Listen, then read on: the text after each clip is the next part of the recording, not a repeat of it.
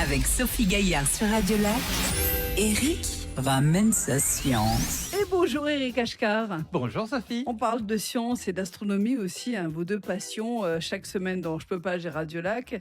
Quel est le sujet du jour? L'atome? Oui. Non mais attention, pas n'importe comment.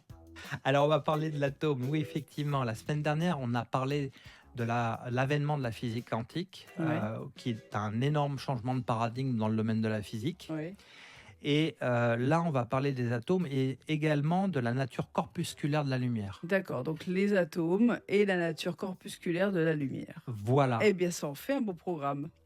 Eh bien, avant, on pensait que la lumière était une onde. Donc on a tous en tête, quand on jette deux cailloux dans l'eau, on a deux ronds de cercle. C'est ça. Quand les ronds de cercle se touchent, ceux qui ont un front montant s'additionnent et la hauteur est plus élevée. Et quand il y en a un qui arrive bas et l'autre haut, quand ils se rejoignent, on se retrouve au niveau du lac. Oui. Ça, c'est la nature ondulatoire Oui. qu'on constate aussi dans la lumière. Eh bien, on arrive à un moment, au début du XXe siècle, on constate, par les découvertes qui sont faites, que la nature a un comportement aussi corpusculaire. C'est-à-dire qu'en fait, c'est comme, je vais prendre un exemple, je n'aime pas trop citer les armes, Oui. mais une mitraillette. Oui. Une mitraillette, quand elle va tirer sur une cible, les balles vont faire des petits Oui. impacts. Eh bien, on s'aperçoit que la lumière, quand on réduit la quantité de lumière qu'on émet, on va mettre un écran et on va s'apercevoir qu'on va avoir des taches de lumière comme des impacts de balles.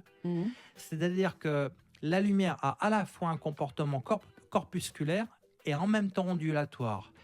Et c'est très déroutant parce qu'on pensait que c'était une onde, mais elle a aussi un comportement corpusculaire. Je vais donner une image simple. On prend un cylindre. Ce cylindre, on va l'éclairer de côté. L'ombre portée sur le mur va être un rectangle. Donc, on va observer la lumière comme une onde, c'est le rectangle. Ensuite, on prend le cylindre, on va le regarder sous un autre angle, sous l'angle à 90 degrés. Et l'ombre portée du cylindre sur le mur sera un cercle. Et là, l'ombre portée sera une particule. Donc, le rectangle, c'est l'onde, le cercle, c'est la particule. En fait, on observe le même objet, mais en fonction de comment on le regarde, il a deux comportements, onde ou particule. Et ça, c'est un bouleversement, c'est un changement de paradigme extraordinaire en physique.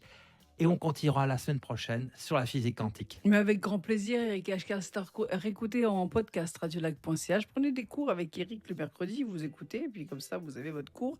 Votre site internet, c'est quoi? Alors, c'est cielétoilé.org où on retrouve toutes les chroniques. Merci, à la semaine prochaine. À la semaine prochaine. Tous les jours dès 16h, je peux pas, j'ai Radio Lac.